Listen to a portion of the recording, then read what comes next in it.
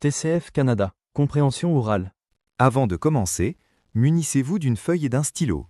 Mettez la vidéo sur pause, répondez aux questions, puis relancez-la pour découvrir les bonnes réponses.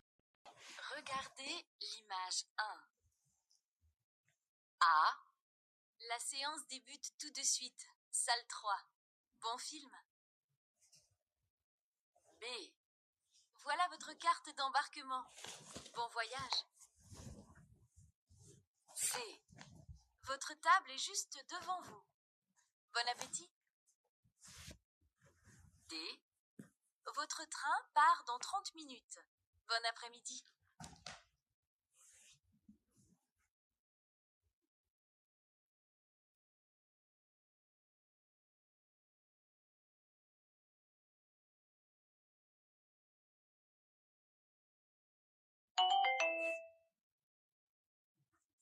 Regardez l'image 2. A. Quel temps fait-il? B. Qu'est-ce que tu lis? C.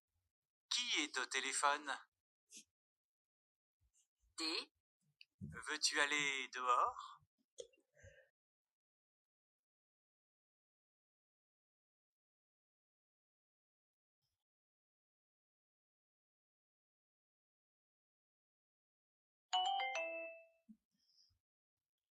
Regardez l'image 3.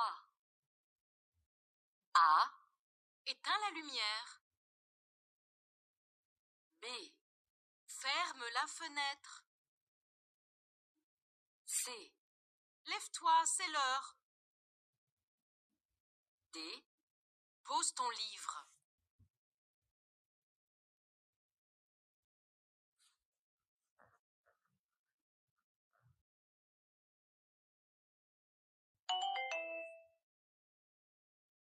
Regardez l'image 4. A. C'est un acteur formidable. B. Je déteste la publicité. C. Tu vas payer nos billets. D. Viens, on va s'asseoir là.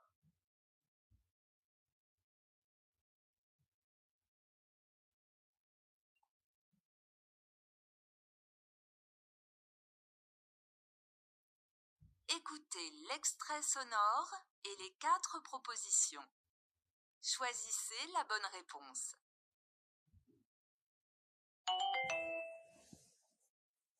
Question 5.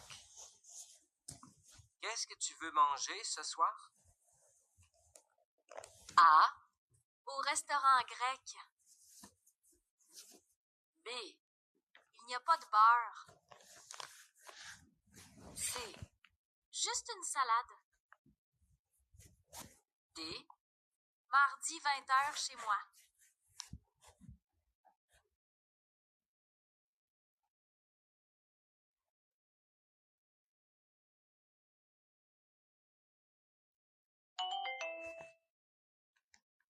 Question 6. Après mon baccalauréat, je voudrais étudier la biologie comme Lucie. Qu'est-ce que tu en penses? A. Ça change parfois. B. J'attends sa réponse. C. Réfléchis bien. D. Tu dois écouter.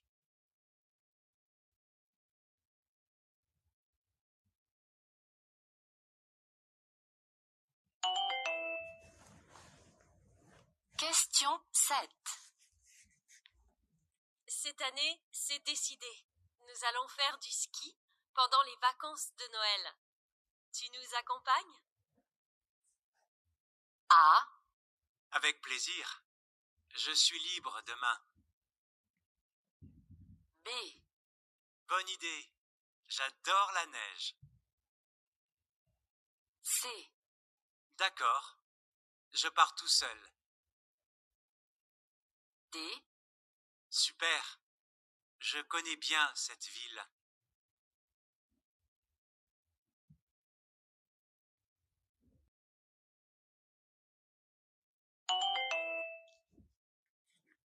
Question 8.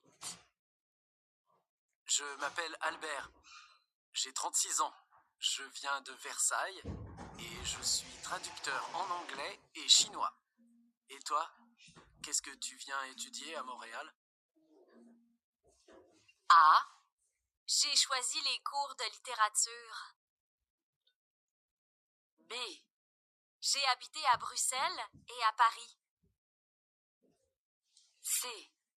J'ai trouvé une chambre d'étudiant. D. J'ai voyagé pendant 2 ans.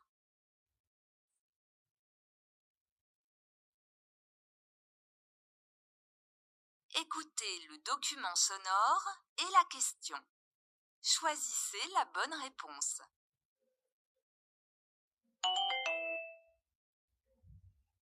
Je dois aller au supermarché avant la fermeture. Qu'est-ce que tu veux manger ce soir? Je ne sais pas. Des pizzas, c'est possible? Oui, mais elles sont meilleures au restaurant italien. Tu peux en acheter une avant de rentrer à la maison? Bien sûr. Question 9. De quoi est-ce que ces deux personnes parlent?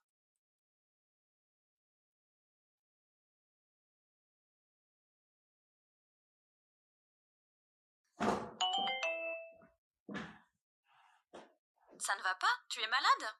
Non, mais mon mari vient de réserver un appartement à la montagne pour 15 jours. Au programme, randonnée, vélo et escalade. C'est génial! C'est affreux, tu veux dire? Moi, je rêvais de 2 semaines de repos et de lecture. Question 10. De quoi discutent les deux femmes?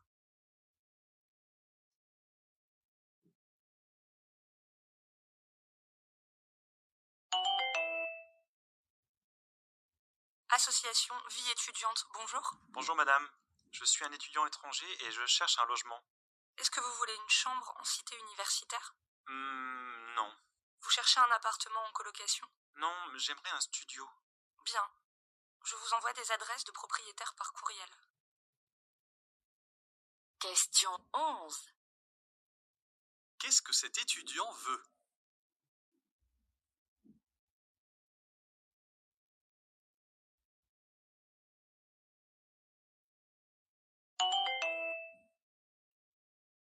Pardon, monsieur.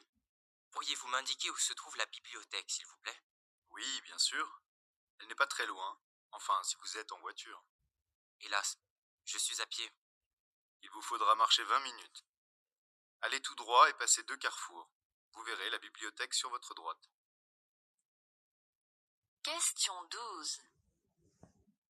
Quel renseignement donne l'homme?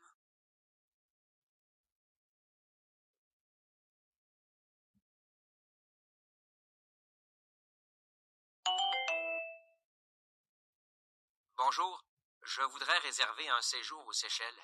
Alors, j'ai plusieurs formules de voyage à vous proposer. J'ai notamment quelque chose de très intéressant. Un combiné avion plus hôtel 4 étoiles sur l'île principale à 1 300 € la semaine. Départ entre le 10 et le 15 décembre. C'est au-dessus de mes moyens. Qu'auriez-vous d'autre à me proposer? J'ai aussi des hôtels de catégorie inférieure. Ouais, je préférerais. Question 13. Qu'est-ce qui pose problème aux clients?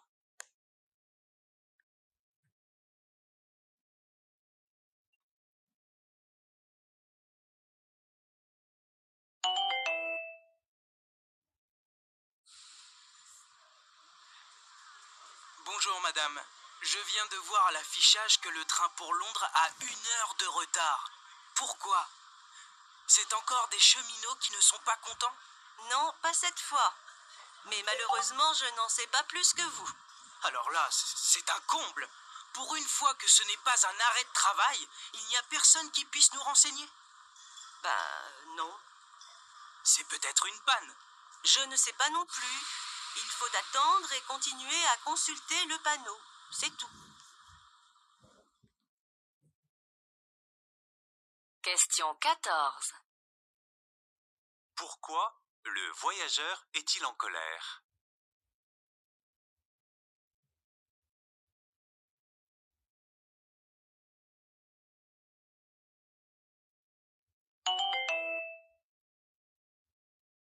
Alors Marie, prête pour le départ? Oui. Tu as le guide touristique de Vienne?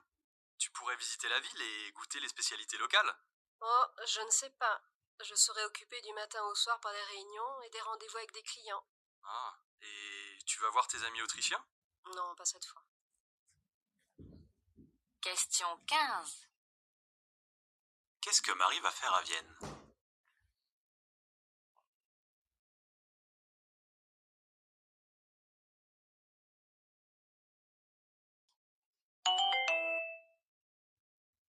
Tiens, Julie, qu'est-ce que tu fais là?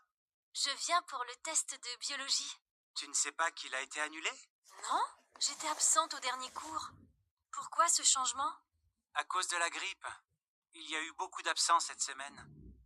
Le prof préfère le faire dans 2 semaines. Mais puisque tu es là, accompagne-moi en salle B14. Il y a une conférence intéressante. Question 16. Qu'apprend-on à propos du test de Julie?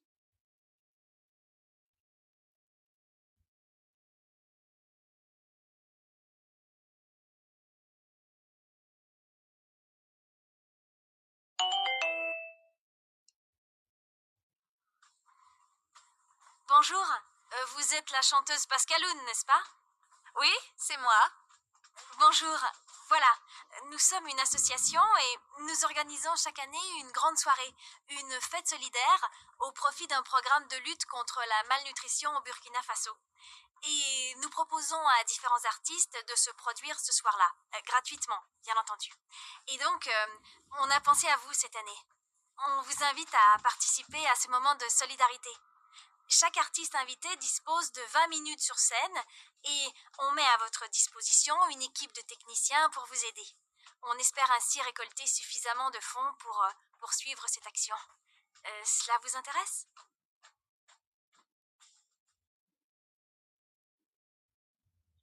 Question 17. Que demande-t-on à Pascaloun?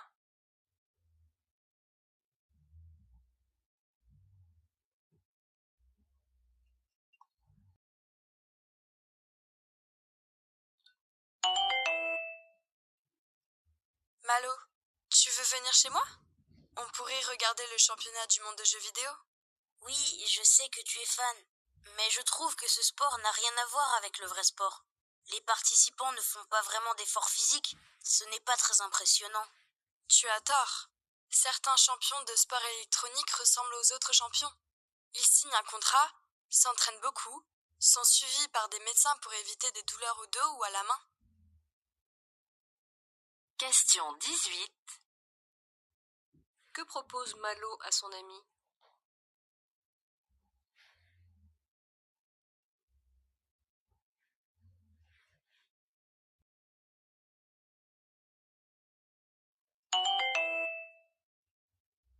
Bonjour, monsieur. Vous voulez bien accrocher cette affiche dans votre magasin? Mon école organise une collecte de jouets pour financer notre voyage en Europe. On organisera ensuite une tombola. Les billets seront vendus à 2 €. C'est une très bonne idée. Je vais la mettre sur la porte. Où est-ce que les gens doivent déposer les jeux qu'ils veulent donner? Dans un coin de votre boutique, si ça vous dérange pas. Je peux vous laisser ce carton? J'ai pas tellement de place. Pour le carton, demandez à la pharmacie, juste à côté. Question 19. Qu'est-ce que le commerçant accepte de prendre?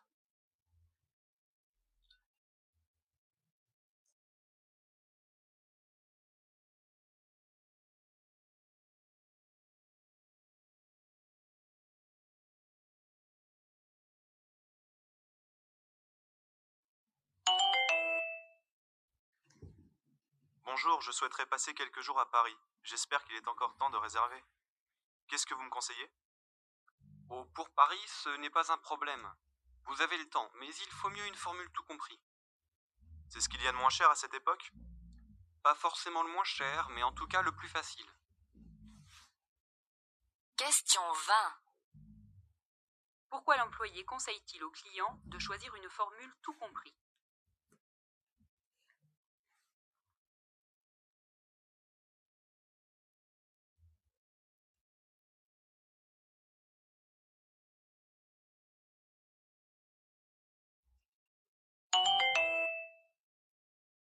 Alors, Frédéric, ce voyage en Inde.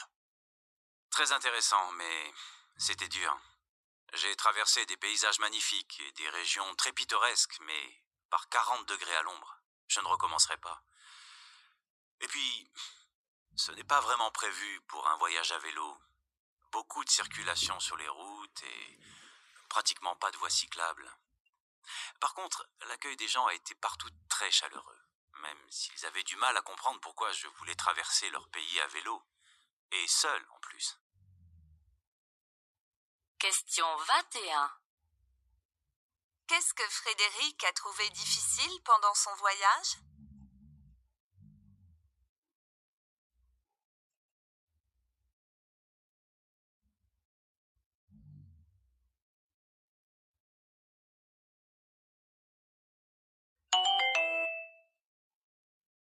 Salut Nathalie! Alors, comment s'est passé ton week-end à la montagne? L'endroit était splendide, mais le séjour a été gâché parce qu'il a plu tout le temps. On n'a pas pu faire de la randonnée comme prévu. Ah, c'est dommage. Qu'est-ce que vous avez fait alors? On a sorti les dominos et les cartes. On aurait pu faire ça chez nous, ça nous aurait coûté moins cher. On a fait beaucoup de routes pour rester enfermés. Question 22. Que regrette Nathalie?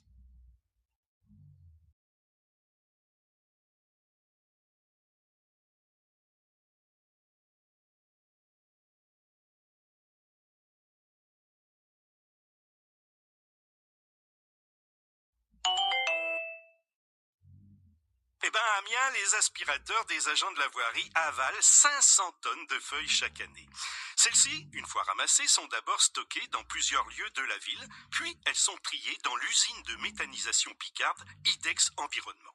Elles ne vont pas toutes subir le même sort. Toutes ne sont pas traitées de la même manière. Les feuilles les plus propres, généralement, celles ramassées dans les parcs et jardins, sont transformées en compost. Question 23. De quoi parle le journaliste?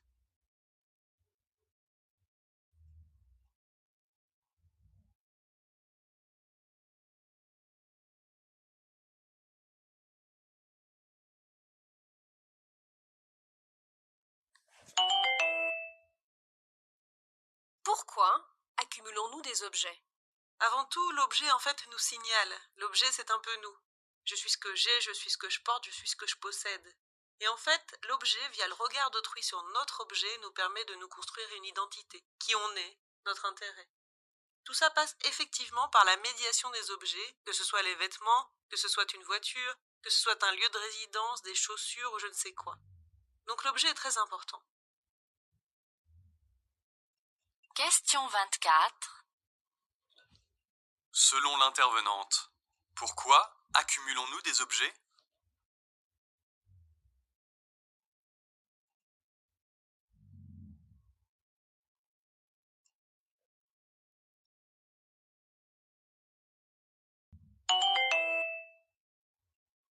Bruno Blandi a appris la musique en autodidacte en écoutant du jazz, de la musique brésilienne ou les Beatles. Avec sa guitare, il a intégré des groupes de rock, de blues ou de chansons françaises, composé un album de musique métissée, est parti en tournée, puis est devenu chef d'orchestre. Durant son temps libre, il fabriquait des instruments de musique avec des matériaux de récupération, vibraphone en piquet de tente, flûte en tuyau d'arrosage. La difficulté, c'est de produire des notes justes. J'utilise des sons qu'on ne trouve pas ailleurs. Ça donne une couleur particulière. Récupère tout en un seul mot et avec un K, c'est le nom du spectacle pour enfants tiré de ce concept. Un concert à retrouver le 20 mai à la Citrouille. Question 25. Quelle est l'originalité des instruments de musique du spectacle de Bruno Blandi?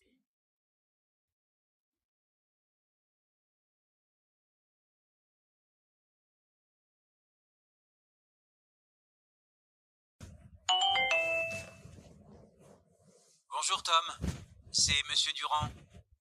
Avez-vous bien reçu le colis que nous a envoyé notre client japonais? Toutes mes excuses, monsieur, j'ai oublié de vous le dire, j'ai contacté le bureau de poste hier. Ils ont pris beaucoup de retard à cause de la neige, et ne pourront pas distribuer le courrier avant vendredi. D'accord. N'oubliez pas de me prévenir, car c'est vraiment urgent. J'espère avoir ce colis d'ici vendredi matin. Question 26. Pourquoi Monsieur Durand appelle-t-il?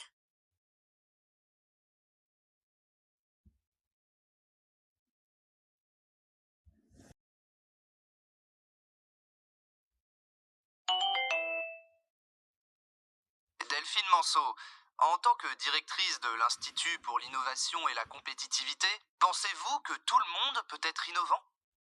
On croit souvent que l'innovation survient par hasard et qu'il s'agit d'un don individuel.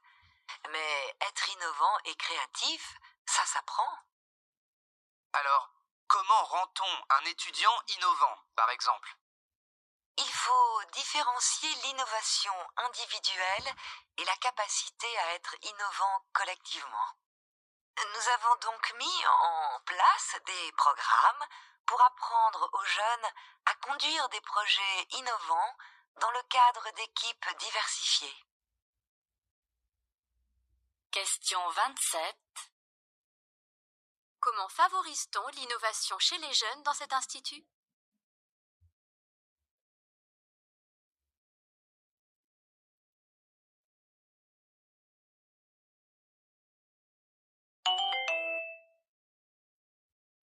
Si les enfants ne mangent pas assez de fruits et de légumes, c'est peut-être parce qu'ils n'aiment pas ça. En fait, les enfants mangent principalement par plaisir et c'est une fonction que ne remplissent pas les fruits et légumes. Certes, tout le monde est d'accord pour dire que c'est bon à la santé, que c'est nécessaire, que c'est souvent contraignant à préparer, que cela ne remplit pas l'estomac, voire que ce n'est pas bon. Mais on trouve rarement la notion de plaisir associée aux fruits et légumes. Question 28. De quoi est-il question?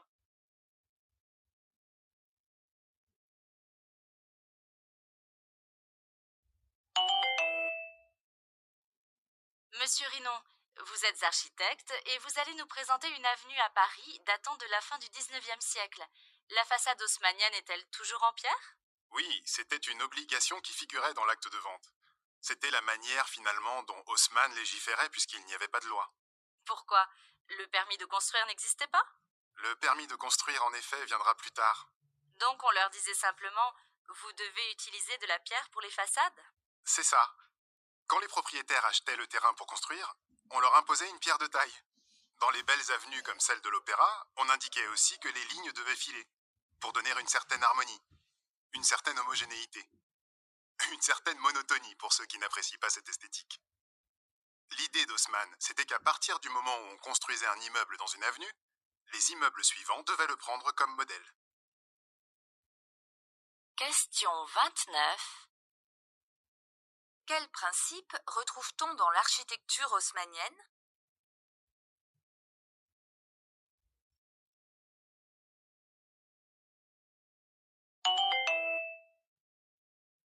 Bonjour. Alors, voilà ma question. Je voudrais savoir comment fonctionne le système des pourboires au Québec, car cela varie beaucoup d'un pays à l'autre. Est-ce obligatoire ou non? Eh bien, c'est une chose courante chez nous de laisser une somme d'argent à quelqu'un pour le remercier de ses bons services, car le service n'est pas inclus dans le salaire du personnel. Et comment calcule-t-on la somme d'argent qu'on doit laisser? En général, on doit laisser entre 15 et 20% de la somme indiquée sur la facture. C'est une vraie gymnastique alors au moment de payer? Non, pas vraiment. Nous autres, Québécois, on est habitués à ce système. Ça se fait presque automatiquement. Question 30. De quoi dépend le montant du pourboire au Québec?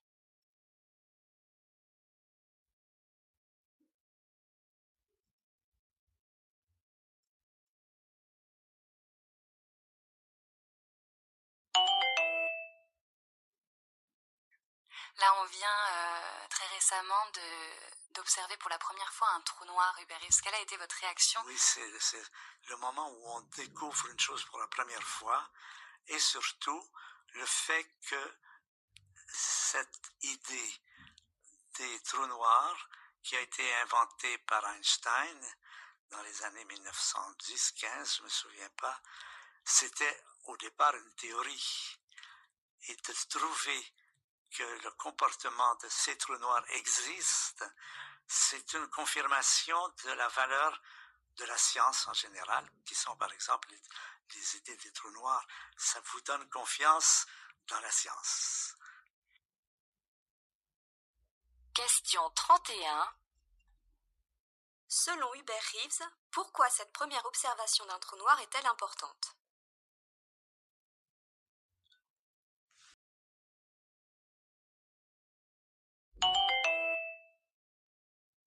Les articles de journaux, en tant qu'objet d'étude dans les manuels scolaires, existent depuis le XIXe siècle. En revanche, l'actualité des journaux est restée très longtemps interdite d'entrée dans les écoles. Ce n'est qu'en 1957 que le gouvernement confère aux journaux quotidiens le droit de pénétrer tel quel dans les établissements scolaires. Ainsi, l'idée que la presse et l'école avaient quelque chose à faire ensemble, que la presse pouvait constituer un objet pédagogique, faisait son chemin. Il a fallu attendre 1983 pour que le ministère de l'Éducation nationale ne se décide à administrer l'enseignement de la presse à l'école. C'est la création du CLEMI, le Centre de liaison pour l'enseignement des moyens d'information. Question 32. Quelle mesure a pris l'État dans les années 80?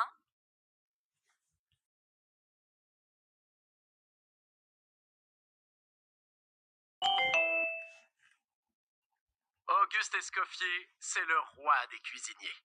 Le cuisinier des rois, qui est connu pour ses innovations culinaires et son habitude de présenter à ses hôtes ses plats en salle. Une belle amitié et une incroyable complicité avec César Ritz, son pendant en hôtellerie, ont fait de leur association un des plus grands succès de la fin du 19e siècle. Leur idée de séduire la clientèle et de lui offrir le rêve en dédiant par exemple les nouveaux plats inventés par Escoffier aux convives célèbres, comme la pêche Melba ou la timbale Garibaldi, a assuré leur fortune. Question 33. Selon ce journaliste, comment s'explique l'enrichissement d'Escoffier?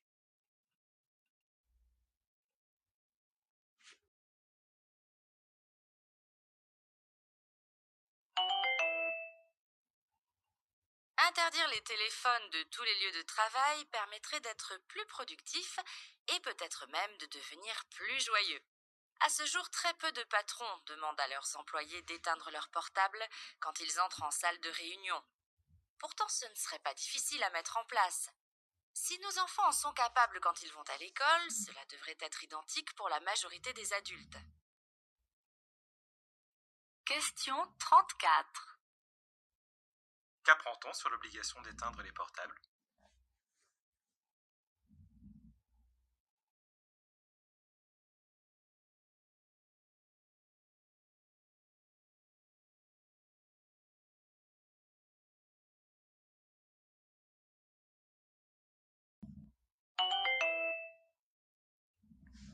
On l'a dit, la culture générale a toutes sortes de défauts, mais en plus, elle a le défaut d'ignorer les sciences. Ça, c'est assez facile à faire comme constat. Oui, assez facile à faire comme constat, mais ce qui est déplorable, c'est que c'est pas incorporé, cette idée-là, il me semble. C'est-à-dire qu'on peut très bien aujourd'hui se prétendre cultiver, et les gens qui parlent de culture générale sont très souvent, ou typiquement, des humanistes qui ont une culture littéraire, être cultivés sans avoir de connaissances scientifiques. Et j'irais même jusqu'à dire pire, en méprisant, ou en trouvant que ça pose absolument pas de problème de pas avoir de culture scientifique, ou pour prendre un exemple que j'aime beaucoup, en se vantant de rien connaître aux mathématiques. Et là, je pense que c'est une profonde erreur, et puis le livre se veut une défense passionnée, j'oserais dire, de l'importance d'incorporer des notions de culture scientifique. Question 35.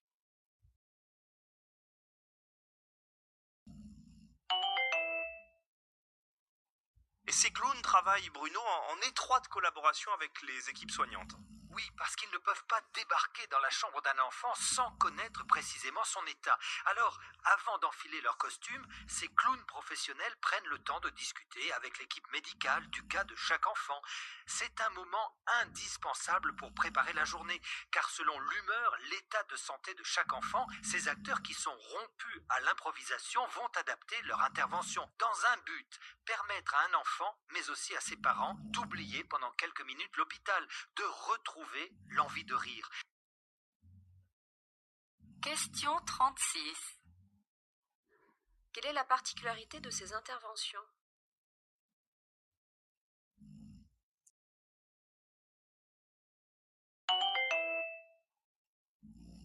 Il y a un manque de clarté au niveau de la politique des dates de péremption au Canada. Parce que souvent, les consommateurs vont peut-être jeter des produits quand la date meilleure avant est passée, mais ça ne veut pas nécessairement dire que le produit est insalubre. Le produit peut être encore bon. Il y a des forces démographiques qui jouent contre l'industrie. Il y a une soif de profit au sein de l'industrie. Pourquoi? Parce que les gens mangent moins. Les gens vieillissent au Canada. Donc, comment fait-on pour atteindre nos objectifs de vente quand les gens mangent moins? Alors, il faut trouver de différents moyens pour augmenter ces recettes. Question.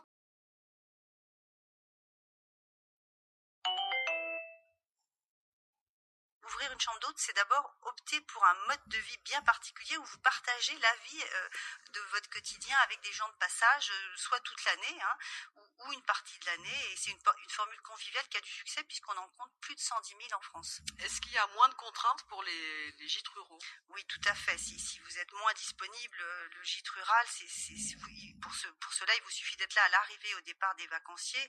Et en fait, il suppose au contraire un logement qui est vraiment indépendamment du vôtre, qui est généralement situé à proximité de celui du propriétaire, mais où le vacancier va séjourner en toute autonomie pendant la semaine ou pour le week-end. Question 38. Que peut offrir un propriétaire de gîte rural?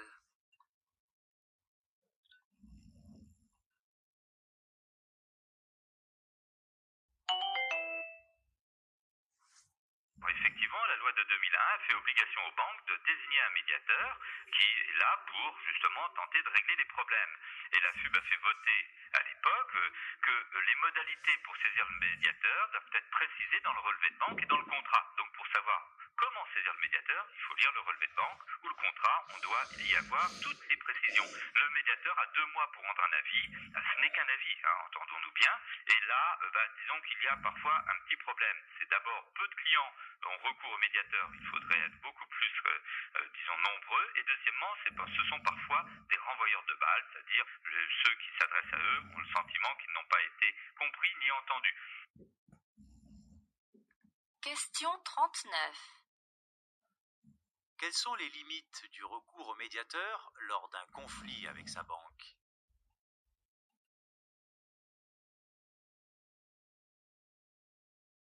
Si cette vidéo t'a apporté de la valeur, pourquoi ne pas te donner toutes les chances de réussir? Le pack complet de préparation est disponible. Merci de remplir le formulaire en description. Pour recevoir plus de vidéos, n'oubliez pas de vous abonner, aimer et partager.